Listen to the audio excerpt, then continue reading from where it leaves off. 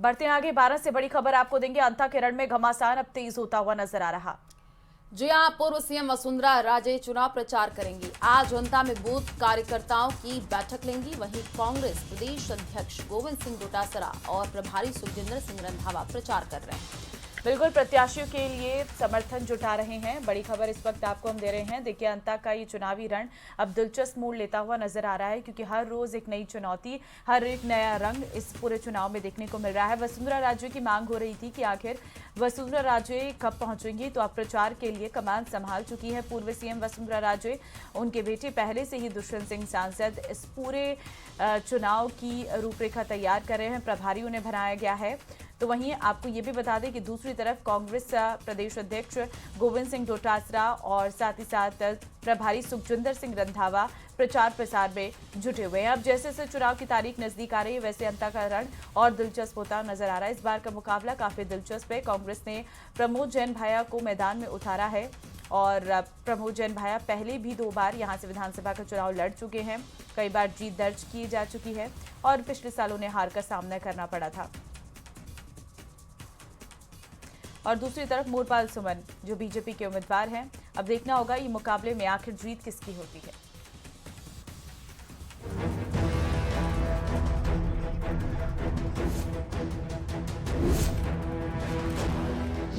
अंता की जंग में जोरों पर चुनाव प्रचार।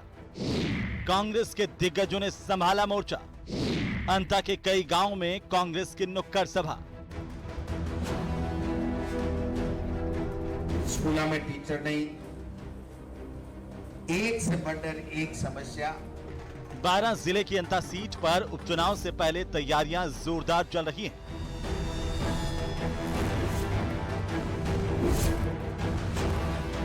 इन तस्वीरों से अंदाजा लगाया जा सकता है कि इस चुनावी रण में जीतने के लिए कांग्रेस कोई कमी नहीं छोड़ना चाह रही है। अब तक उपचुनाव के प्रचार से दूरी बनाए रखने वाली कांग्रेस के आला पदाधिकारी अंता पहुंचे, जहां कार्यकर्ताओं ने गर्मजोशी से मुलाकात की। कार्यकर्ताओं ने भी जोरदार स्वागत किया। पीसीसी चीफ और प्रदेश प्रभारी सुखजिंदर सिंह रंधावा ने कई गांव में नुक्कड़ सभाओं को संबोधित किया। साथ ही कांग्रेस की जीत का दावा भी किया है। राजस्थान में पहले भी जो इलेक्शन हुई थी, जो जनरल इलेक्शन हुई और पार्लियामेंट में, जहां बहुत अच्छा प्रदर्शन हमारा रहा और इस इलेक्शन में भी हम जीत कर निकलेंगे। अंता से कांग्रेस प्रत्याशी प्रमोद जैन भाया के पक्ष में जनसंपर्क अभियान चलाया गया। एक तरफ सुखजिंदर सिंह रंधावा जहां कांग्रेस के अच्छे प्रदर्शन और जीत का दावा कर रहे हैं, तो वहीं दूसरी तरफ कांग्रेस प्रदेशाध्यक्ष गोविंद सिंह डोटासरा बीजेपी पर हमलावर है। डोटासरा ने आरोप लगाए कि कुछ लोग यहां पर चुनाव बिगाड़ना चाहते हैं। जो कमजोर होते हैं, जिनके पास में कोई मुद्दे नहीं होते हैं, वो इस तरीके का प्रलोभन देकर के जनता को भ्रमित, और बीजेपी का आरएसएस का तो काम ही जनता को भ्रमित करना है।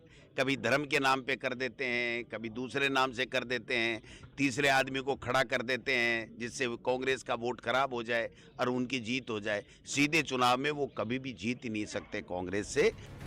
अंता चुनाव न बीजेपी के लिए बल्कि कांग्रेस के लिए भी साख का सवाल है। सत्ता पक्ष और विपक्ष दोनों ही जनता के बीच अपने हक में मतदान के लिए अपील कर रहे हैं।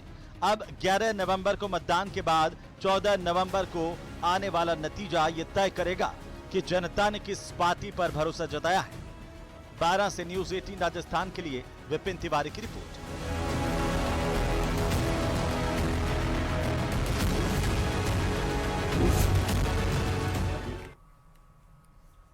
बूंदी कृषि उपज मंडी में किसानों ने धान की जींस की बोली नहीं लगने दी है।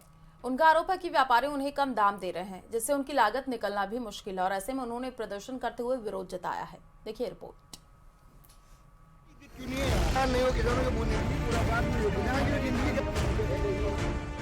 धान के कम रेट पर बिफरे किसान, दोहरी मार से अन्नदाता परेशान।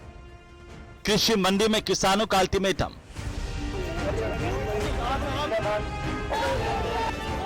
बूंदी के कृषि उपज मंडी में धान के उचित दाम नहीं मिलने से किसान नाराज हैं। आक्रोशित किसानों ने धान नहीं बेचने का फैसला किया है।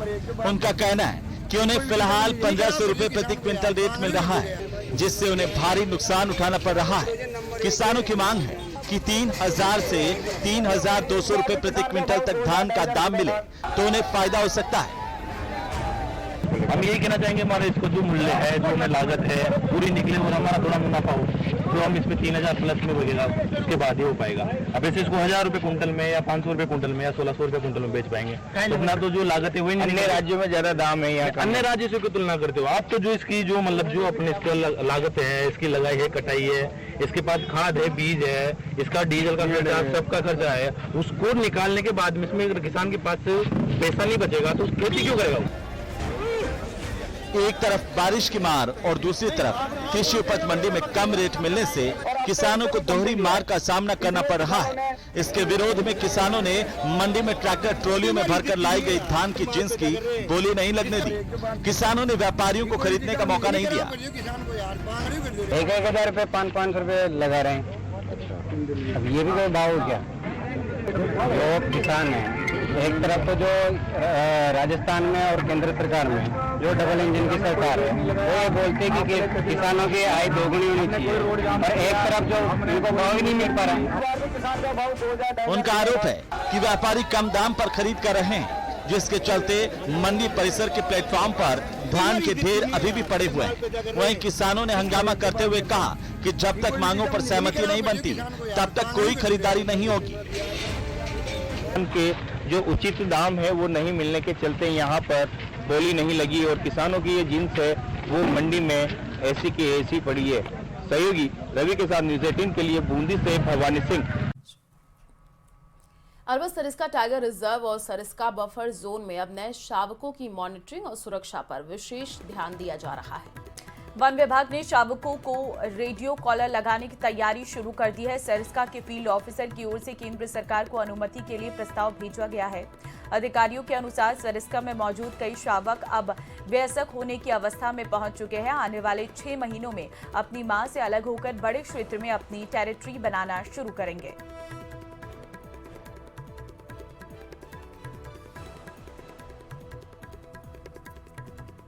तो देखिए, ऐसे में उनकी गतिविधियों और लोकेशन की सही निगरानी के लिए रेडियो कॉलर आवश्यक है। फिलहाल सरिस्का में करीब 12 शावक हैं, इनमें 6 नर हैं और 6 मादा हैं। नहीं, इसमें अभी 12 शावक हैं जो एडल्ट होने में लगभग उनको 6 महीने का और समय लगेगा। तो ये अपनी 6 महीने के बाद अपनी माँ से अलग होंगे। तो इनके लिए हमने एक ऑलरेडी प्रस्ताव बना के भेज दिया है। जो मेल शावक हैं तो उनकी टेंडेंसी होती है बहुत दूर तक जाने की, काफ़ी बड़ा एरिया कवर करते हैं। तो इनके लिए हमने एक प्रस्ताव बना के भेज दिया है सरकार के पास कि इनकी परमिशन दिलाई जाए, जिससे इनका रेडियो कॉलर लगाया जाए।